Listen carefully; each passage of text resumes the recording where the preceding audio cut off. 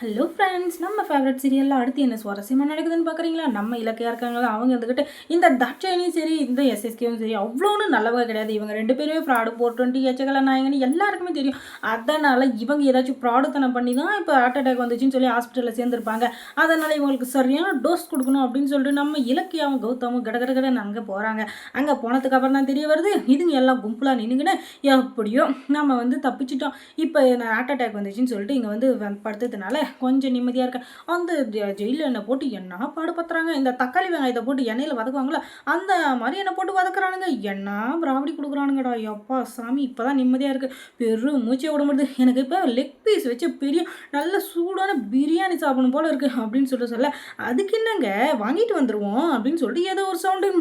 யாரா அந்த சவுண்டை கொடுக்குதுன்னு எட்டி பார்த்தா வெளியே இருக்கிறாங்க நம்ம இலக்கியம் கௌதமும். அட பாவீங்களா, இங்கேயும் என்ன உயிரை வாங்கத்து வந்துட்டீங்களா, எப்படா மாப் பிடிக்கிறீங்க நீங்களாம், நான் எங்கே இருக்கேன்னு சொல்லிட்டு என்னடா உங்களுக்கெல்லாம் பிரச்சனை அப்படின்னு சொல்லிட்டு பார்த்தா எங்கள் வேலையே அதுதானே.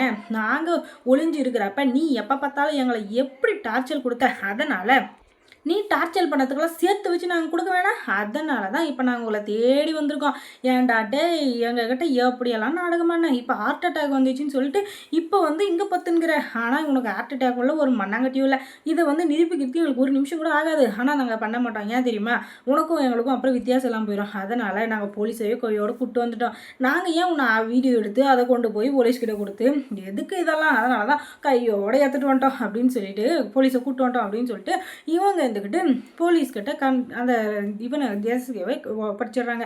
அதுக்கப்புறம் இந்த அஞ்சலி கார்த்திகை சேர்ந்துக்கிட்டு உங்களுக்கெல்லாம் அறிவே இல்லையா, ஒருத்தங்க உடம்பு முடியாமல் படுத்துட்டு இருக்காங்கன்னா அவங்கள ஆறுதலுக்காகவாச்சும் பார்க்க வரணும், இல்லையா அமைதியாக மூடிக்கிட்டாச்சும் இருக்கணும். அதை விட்டுட்டு ஏன் அவங்கள இப்படியெல்லாம் சித்திரவதை பண்ணுறீங்க, உங்களுக்கெல்லாம் அறிவே இல்லையா அப்படின்னு சொல்லி கேட்க, டே கார்த்தி நீ ரொம்ப பேசுகிறடா, நீ ரொம்ப பேசுகிற, அதுக்கெல்லாம் பின்னாடி ஃபீல் பண்ணுவேன். இவங்கள நல்லவங்க நினச்சி இப்போ அவங்க கூட சேர்ந்துட்டு இருக்க பார்த்தியா, கண்டிப்பாக ஒரு நாள் என் அண்ணா அப்போவே சொன்னானே, அப்போயே நான் கேட்டிருக்கணுமே அப்படின்னு சொல்லிட்டு நீ ஒரு நாள் ஃபீல் பண்ணுவடா, அந்த நாளுக்காக நான் வெயிட் பண்ணிட்டு இருக்கடா அப்படின்னு சொல்ல, நீ அண்ணா டே உனக்கெல்லாம் வெக்கமே இல்லையடா, நீனே என் அம்மா வயிற்றுல பிறந்தியா, இல்லை நான் உன் அம்மா வயிற்றுல பிறந்தனா, இல்லை உன் அப்பாவும் என் அப்பா ஒன்றா அப்படின்னு சொல்லிட்டு வாய்க்கு வந்தாலும் பேசுகிறான். அப்படி புலின்னு இழுத்து வச்சாரு பாருங்க நம்ம கௌதம் அந்த கார்த்தியை.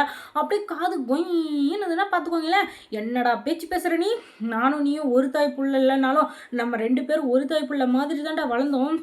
அதெல்லாம் மறந்துட்டியா, சின்ன வயசில் அண்ணன் அண்ணன்னு சொல்லிட்டு என் காலை சுற்றின பாம்பாக இருந்தியடா, இப்போ என்னடா ஆச்சு உனக்கு, பைத்தியம் இது பிடிச்சிச்சா இல்லை பைத்தியம் முத்திச்சா அப்படின்னதும், ஆமாண்டா பைத்தியம் எனக்கு அப்போ முத்திருந்துச்சு, இப்போ தான் நான் தெளிவாக இருக்கேன். ஏன் பைத்தியம் பிடிச்சதுனால தான் அண்ணே அண்ணேன்னு சொல்லிட்டு உன் பின்னாடியே சுற்றிருந்தேன். ஆனால் இப்போ அப்படியெல்லாம் இருக்கவே மாட்டேன். ஏன் தெரியுமா, எனக்கு இப்போ புத்தி வந்துச்சு அப்படின்னா மண்ணாங்கட்டி வந்துச்சு, உன் மண்ணாங்கட்டியை தூக்கின்னு போய் குப்பையில் போடு, ஒழுங்கு முறையாக வாய முடியும், இதுக்கு மேலே பேசினா அவ்வளோதான் அப்படின்னு சொல்லிட்டு அதுக்கப்புறம் அவங்க பொக்கஸ் முழுக்க இப்போ தாட்சாயினி பக்கம் திரும்பியிருக்கு.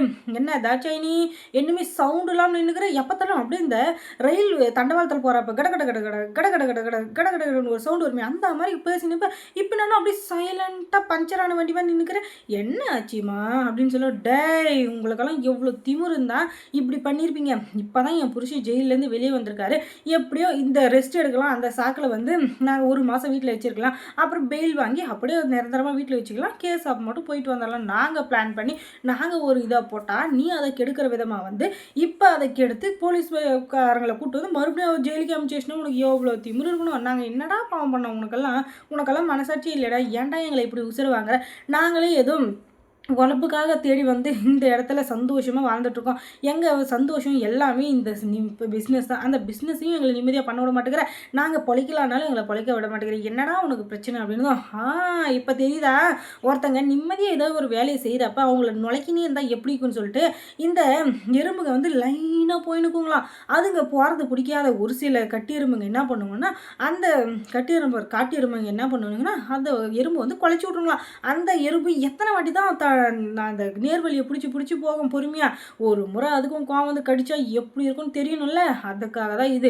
நீங்களும் கொஞ்ச நாளைக்கு முன்னாடி யோசிச்சு பாருங்கள் என்னென்ன பண்ணீங்கன்னு. நாங்கள் ஒதுங்கி போனாலும் எங்களை சண்டை இழுக்கிறது, எங்களை வம்பு இழுக்கிறது, எங்களை ஏதாச்சும் ஒன்று பண்ணுறதுன்னு சொல்லிட்டு என்னென்ன டார்ச்சர் பண்ணீங்க. அது இப்போலாம் உங்களுக்கு நிம்மதியாக இருந்துச்சா, இப்போ தான் உங்களுக்கு கசக்குதா, இதுக்கெல்லாம் சேர்த்து வச்சு நாங்கள் வச்சோம் பார்த்தியா ஆப்பு, இப்போ தான் எங்களுக்கு சந்தோஷமாக இருக்குது. ஏன்னா நீங்கள் பண்ணதெல்லாம் கம்மி இல்லை, அதனால் நாங்கள் கொஞ்சம் அதிகமாக பண்ணலான்னு இருக்கோம். நீ பண்ண விஷயத்துக்கு இப்போ வந்து கர்மா அப்படின்னு ஒன்று சொல்லுவாங்க இல்லையா, அது உங்களை திருப்பி அடிக்குதுப்பா, அதை ஏன்ப்பா நீங்கள் தப்பு நினைக்கிறீங்க அப்படின்னு சொல்ல, யாருக்குடா கர்மான்னு சொல்கிற, இப்போ அந்த கர்மா எப்படி வேலை செய்து பாடுறா அப்படின்னு சொல்லிட்டு இந்த தாட்சாயணி அவள் கையில் இந்த துப்பாக்கி எடுத்து ஸ்வைன்னு கௌதம் கிட்ட நீட்டுறான். டேய் இப்போ பேசுடா, இப்போ பேசு, நீ தான் தைரியமா நினச்சே, பேசு பேசு, எவ்வளோ தைரியம் தான் என் முன்னாடி இவ்வளோ குரலை உயர்த்தி பேசினுப்பா, இவ்வளோ நாளாக நானும் பொறுமையாக இருந்தேன், ஏதோ சின்ன பையன் பொடி பையன் திருந்திருவான், வாய் கொஞ்சம் அதிகமாக பேசுகிறானே கொஞ்சம் அடங்கிடுவான்னு பார்த்தா, நீ என்னடா நான் ஓவராக பேசினுக்கிறேன், இப்போ பேசு அப்படின்னு சொன்னதும் அவள் கண்ணு மிக்கிற நேரத்தில் அந்த துப்பாக்கியை பிடிங்கிட்டாரு நம்ம கௌதம்.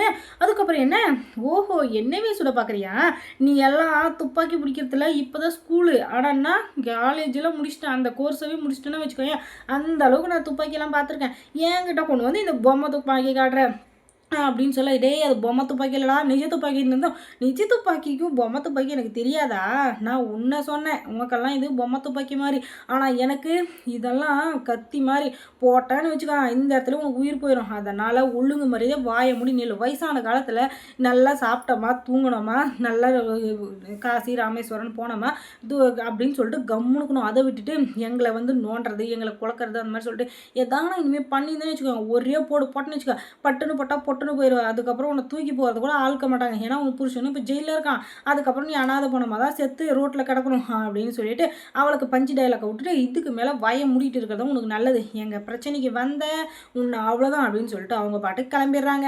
அதுக்கப்புறம் இலக்கிய சீரியலில் என்ன சுவாரஸ்யமாக நடந்திருக்கும் நீங்கள் தெரிஞ்சுக்கணுன்னா நம்ம சேனலை சப்ஸ்கிரைப் பண்ணுங்கள், அதோட பக்கத்தில் இருக்கிற பெல் ஐக்கானை கொஞ்சம் கிளிக் பண்ணி விடுங்க. தேங்க்ஸ் ஃபார் வாட்சிங்.